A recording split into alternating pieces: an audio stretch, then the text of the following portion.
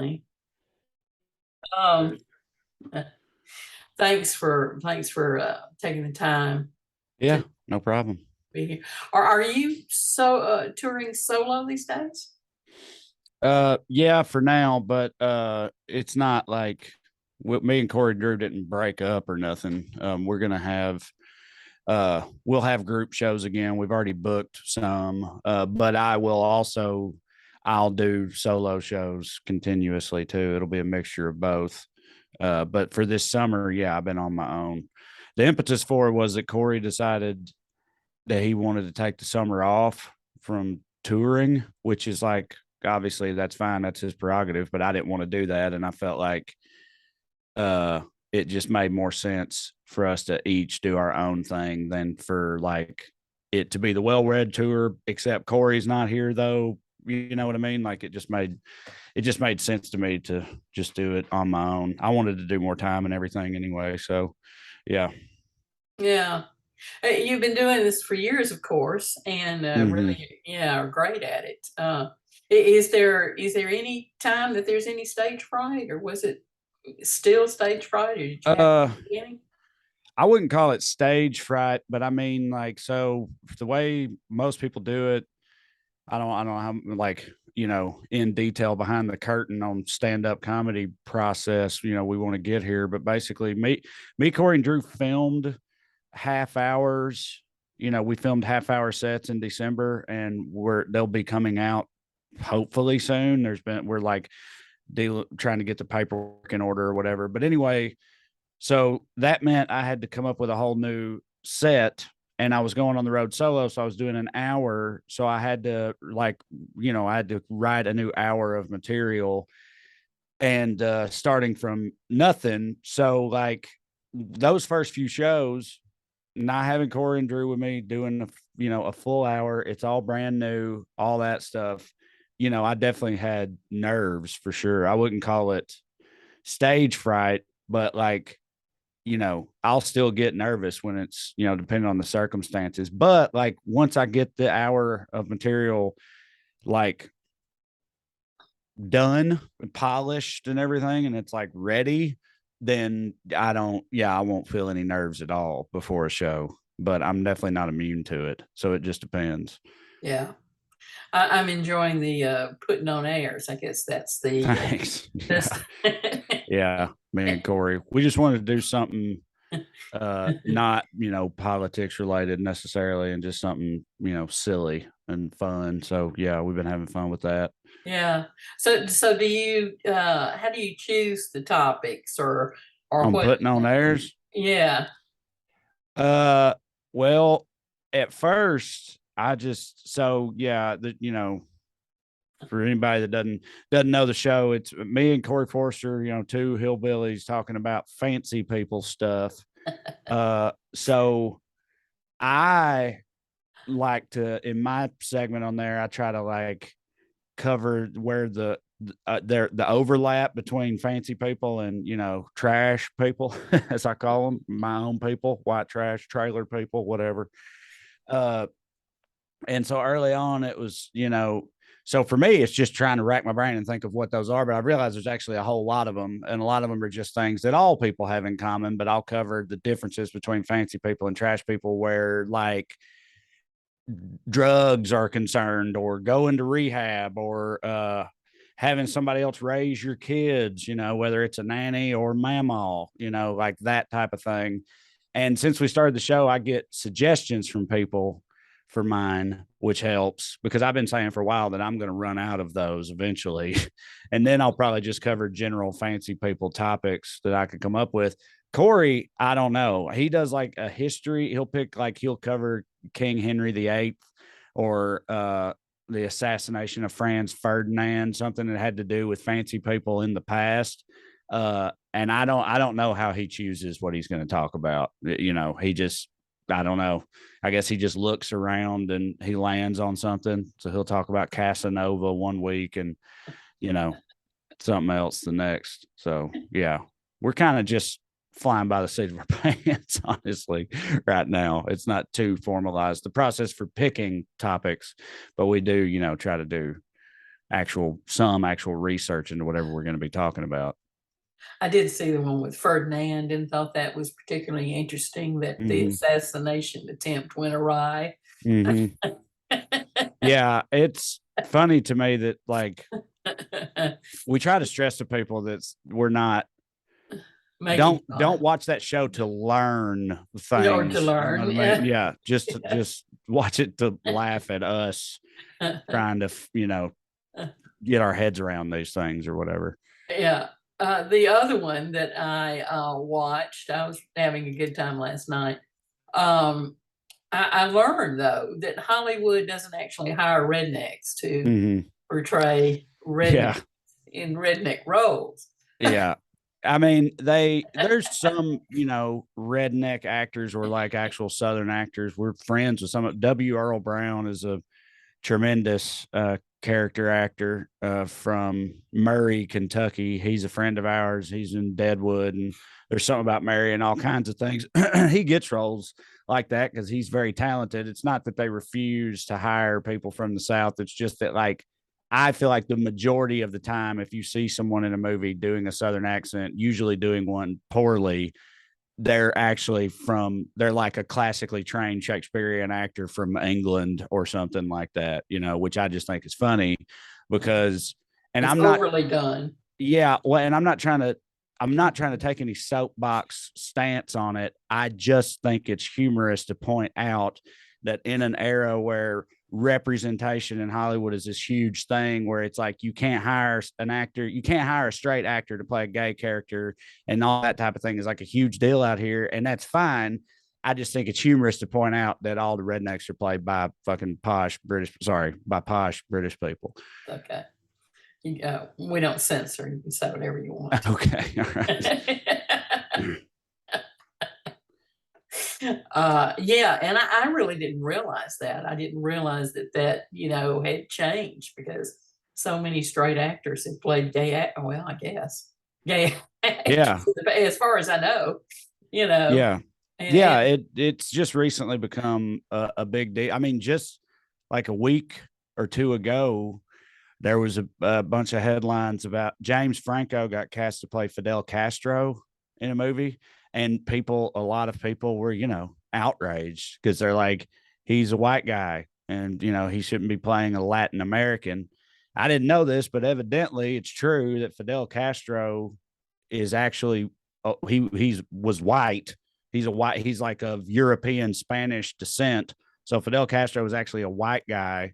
So I guess it's fine that James Franco's playing him. I don't care either way. I'm just saying, like, it's definitely a thing. Like, it's a thing in Hollywood that people care about right now, except for when it comes to like hillbilly roles. No one cares about that. apparently not. Yeah, and you can hire anybody you want to play Elvis, I guess.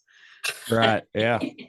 Yeah, I Yeah, haven't seen that one yet. That, yeah, that dude, he's like a Disney Channel heartthrob or something. I yeah, think that I guy. think so. Yeah, I didn't Yeah, know much about him either. I don't either. Yeah, I haven't seen it yet, but it's getting rave reviews. Of course, Trump, the big news that one of your recent videos about Mar-a-Lago. Hmm. And John Bolton has come out and with other staffers and said that Trump sort of had a penchant of hoarding Yeah, the thing I sensitive saw that John documents. Bolton said about it was that he did it, but also that he just did it because he thought it was cool. Like he was like, yeah, he just likes cool things, and he thinks it's cool to have nuclear codes in your house, so he'd just take them, you know. And I remember the exact line was he goes, some days he'd eat a whole bunch of French fries, other days he'd steal classified documents. So I thought it was truly hilarious, of a thing to be said in complete sincerity about the former president. But there's no shortage of those things where Donald Trump is concerned. Absolutely not. Well, his attorney came out, I believe it was today, and everybody thought those documents were really in secure storage, and she's basically saying, it actually was in a storage room by the pool, Yeah, right. and there was only one key. Yeah. Yeah, that checks out. Not this big They had lie. like the pool boy in charge of it or something. Yeah. Yeah, I like this stuff. When and many people think that they're just Democrats in Hollywood, but that's not true. Republicans also, believe me, I've spoken to them. And your Uh-huh. politics are right out there for everyone to see, of course. Mm-hmm. Liberal redneck. Have you ever been snubbed for a role or gotten any because of your I, politics? I mean, I don't, this is all speculation. They normally, when you get told no for something, they don't tell you why. They just tell you no. And I've been told no a bunch. So I don't know this to be true, but like, I think that it's both. I think it's a double edged sword for me. I think that my politics are the thing that make me noteworthy in the first place, and are the only reason that I even, had like have a presence in Hollywood or get into pitch meetings or anything like that. But I have wondered if people get like gun shy, at the end of the day about, it'd just be easier to have somebody who's not controversial. You know what I mean? Like, because if I did make one of the shows that I've tried to make, there would be people complaining about it before it ever even aired just because of who I am and my politics and whatever. That may not factor into it at all for them, but I've wondered if maybe it did. But I don't have any actual like concrete evidence of that happening. So it's hard for me to say. Yeah. Um, in our experiences, especially over the last couple of years, and I think you touched on this, I think, on the Well Read podcast, talking about social media. We call it now antisocial, my husband and I, Mm-hmm. because people think nothing about attacking others with alias accounts, their own Oh yeah. accounts, whatever. Yeah. And happening on YouTube a couple of months ago, I thought it was really interesting that some people were sort of acting like doctors and trying to guess what was wrong with John Bon Jovi's voice. Okay. And this just went on and on, never mind that, he's a philanthropist and opens Mm-hmm. restaurants to feed the hungry. So that never comes out. What are your experiences with social media? Of course, that includes YouTube. Uh, I mean, okay, I think a lot of people have figured this out about me. And I'm sure a lot of people don't like it, but it's just the way it is. I mostly do adhere to a practice that apparently is called post and ghost, which is that like I try not to read much of it. And the reason for that is because early on when I first went viral and got a following in the first place, and it was for these liberal redneck videos. So at first I was reading everything, reading every comment, every DM, and I was trying to respond to all of them and everything. But like, first of all, that would have not been feasible to keep up with because I just got so many. But also, sprinkled in there from the very beginning were extremely hateful and nasty comments or messages, like death threats and like like like people threatening to rape my wife and stuff like that, which like I never, it's not that I didn't like live in fear because of them. I mostly just shrugged them off, but also like I get, that type of thing affects me in my day. Like I'll get real mad about it. I want to send them a message back, be like, listen here, motherfucker, but I don't, but I want to, and I can't stop thinking about it. And it just erases.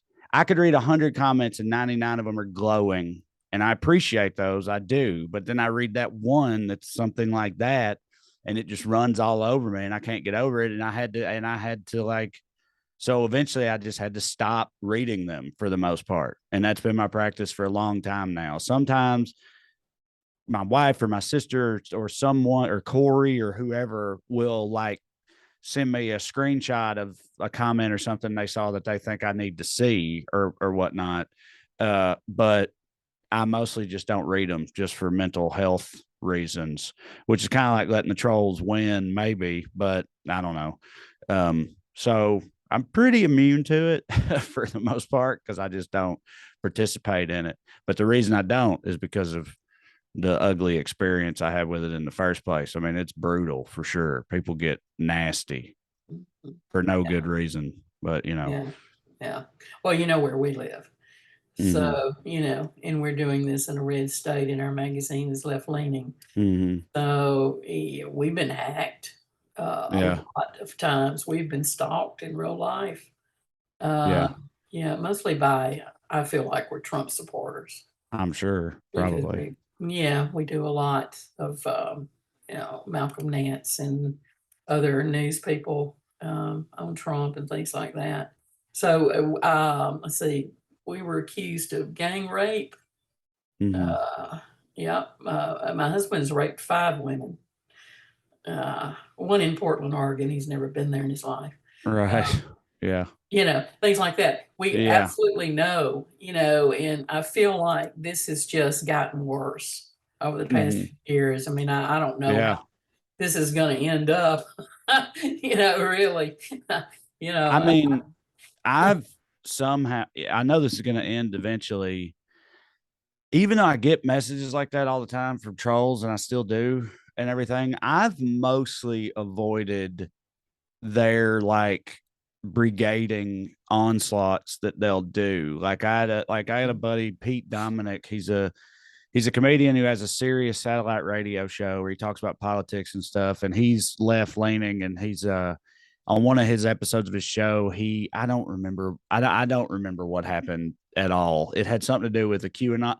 He made some jokes about somebody QAnon Jason or something like that, and so he became a target for like the QAnon parts of the internet, and they started just like harassing him incessantly on every social media page he had and in every facet of his online presence. They were, calling him a pedophile, to yeah, just whatever, just making stuff up and just trolling him, but trolling him en masse and and like I said, without any, you know, without like incessantly. And that would be very annoying, and I'm kind of just waiting on my turn with that eventually. But again, I'll just ignore them like I ignore all the rest of them, and presumably they'll eventually go away, but I'm sure that's coming at some point. yeah. Have you seen? I think you supported Andrew Yang, if I'm not mistaken. uh I would never like, I mean, I didn't vote Supported for Andrew or Yang. Yeah, right? like, and I wasn't going to vote for Andrew Yang. I thought early on when he first came out, uh, I thought he had some good ideas in the UBI thing. He was the only person really talking about it initially, Mhm, and I thought that was important. And I met him, interviewed him, and hung out with him. And I thought he was a really sharp guy and a very nice guy and a very personable guy. And I still think all that, mhm. but I don't really know what he's doing lately. I say I don't know. I don't mean like I haven't been following him. I mean like I don't really know what all that's about. Is what I mean. Yeah. What he's been up to lately. Like, so I don't know. I'm not just gonna like trash him because I have had nothing but positive experiences with him, and I do generally like Andrew Yang. But I don't know what he's on about recently. Well, that's actually the reason I brought it up. I was wondering if you knew because he started a third party. Yeah, right. I know. Yeah. Yeah. And Of I'm course, saying it's I don't know ye what he yeah, yeah. I don't know what he thinks is going to happen with Mhm, that, and what the purpose of that is really supposed to. I think I know what he would say. Two-party system is bogus and yada yada and all that stuff, which I don't disagree with that, but it's just the reality that we're all living in right now. So like I just don't think now is the time to traffic and all that fantastical third party talk. like mhm, like there are two, it is a two-party system. There are two parties. One of them, in my opinion, is a nigh existential threat. So all our resources need to be focused on doing the best we can to hold them at bay, as far as I'm concerned, mhm. not try to overhaul the whole thing right now. Save Yeah, that for better days if yeah, if it's up to me. yeah. Well, we got FBI, of course, raiding, well, not raiding, but searching Mar-a-Lago. And then we got the January 6th committee that's accusing Trump of dereliction of duty. I don't think in reality, though, many of us think that he's going to prison. Mm-mm. What do I you definitely don't. what do you think?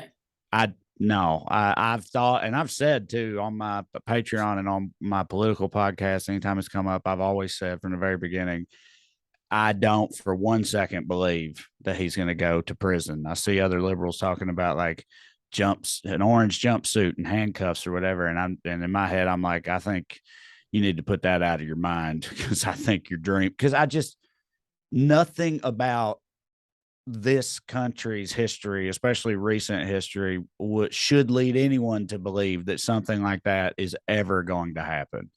Like we just don't. That don't happen in America. Rich, super rich and powerful, well-connected people, however reviled they may be by a segment of the populace, they just don't.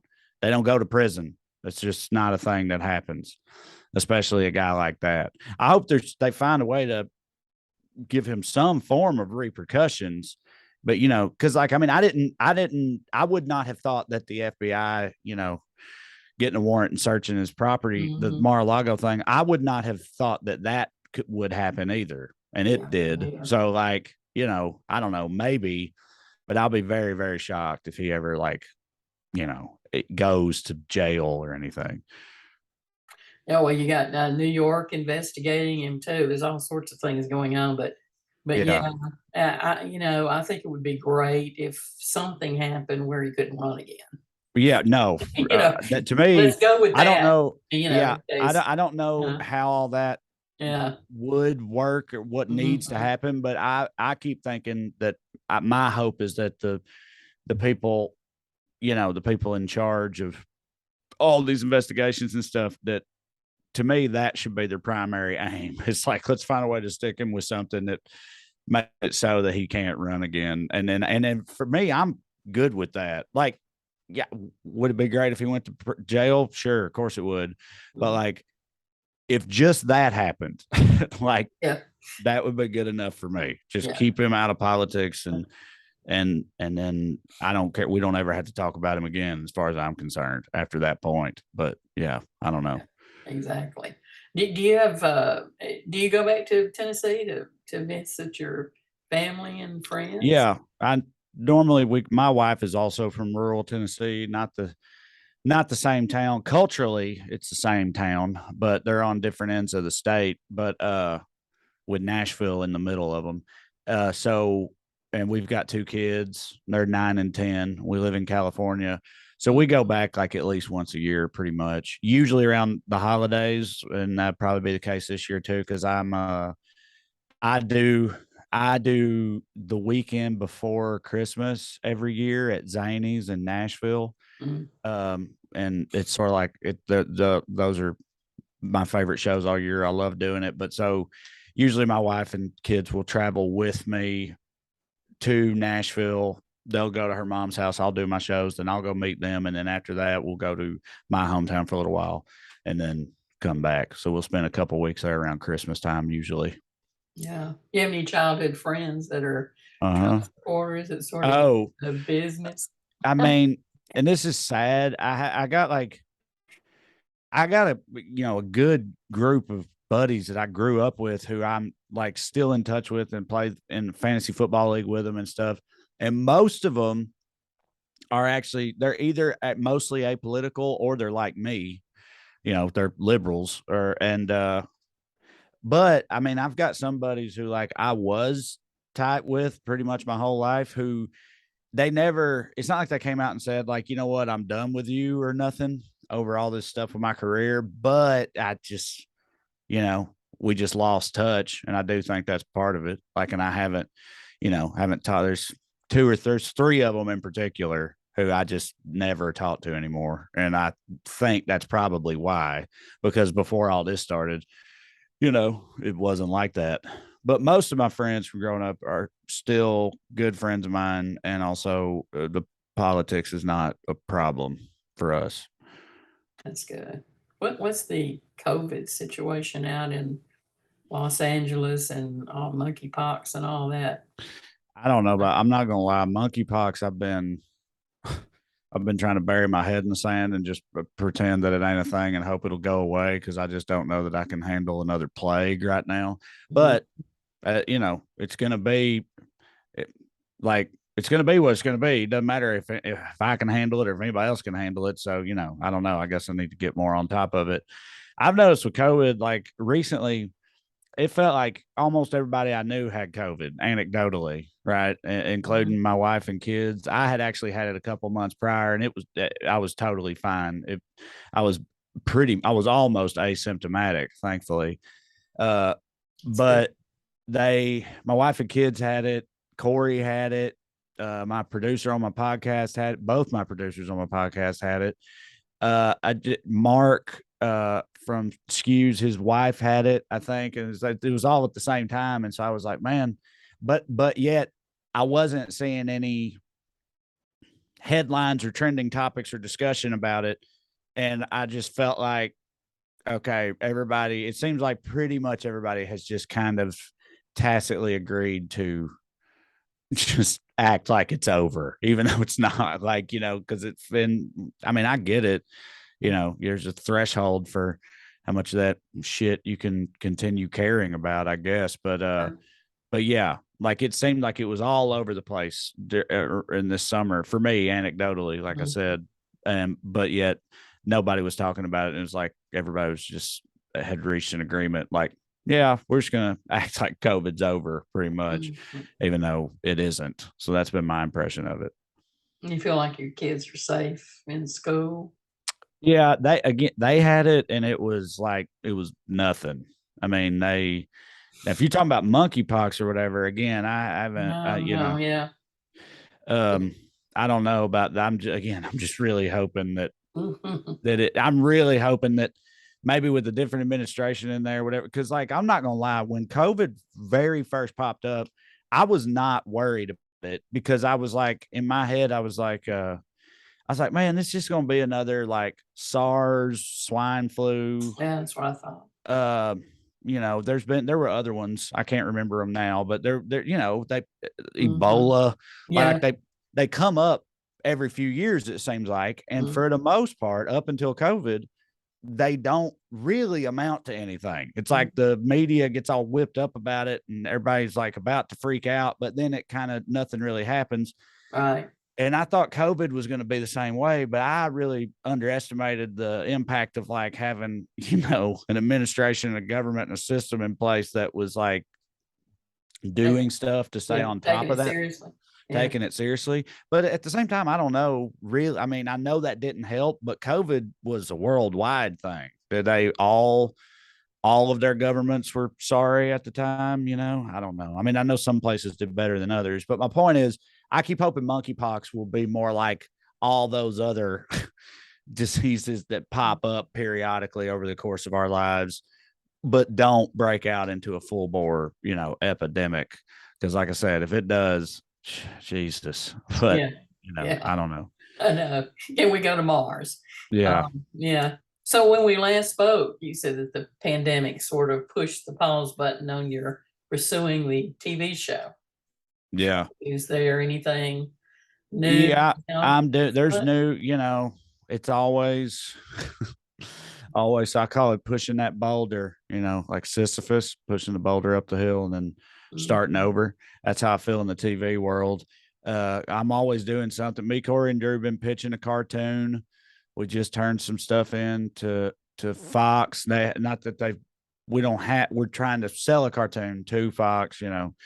And I've got a new project that I'm working on with all this company called All Things Comedy, like a sort of like a late night show, kind of, you know, like a political like talk show, basically, Mhm. um, that we're putting together and going to try to get set up somewhere. But even if we do, it'll still be a long road ahead for it. But my point is, like, I've always got something that I'm trying to get going. It's just that they normally don't work out because that's just the nature of the business. Yeah. I thought about you though this week with Jimmy Kimmel on vacation. I think Well, again, this new thing, you've this, you been a know, great host. I feel it. this new project is like, it's not like that. It would be more like a John Oliver type of situation. You know what I Mhm, mean? But like, mhm. but yeah, me in like a host role talking about things. So we'll see Yeah. if anybody's into that. Yeah, Al Franken, came on one night. He is so funny. Mm, And he said, he asked the audience how many are just here for abortions. yeah, And that's funny. that's yeah, so that's about how he started everything. So, well, maybe another book. Have you ever thought about writing another book? It's Well, that's funny. probably Me, too soon for a memoir, though. yeah, probably. It's funny you say that. Ah, Me and Corey are working on a book right now. It's like a travel log. It's like our experiences traveling, across America, post Trump America. It's not like explicitly political, but it's kind of just about like the cultural landscape of America. What stereotypes people have about the different regions and the people from there, and what the reality is in our experience, pretty much.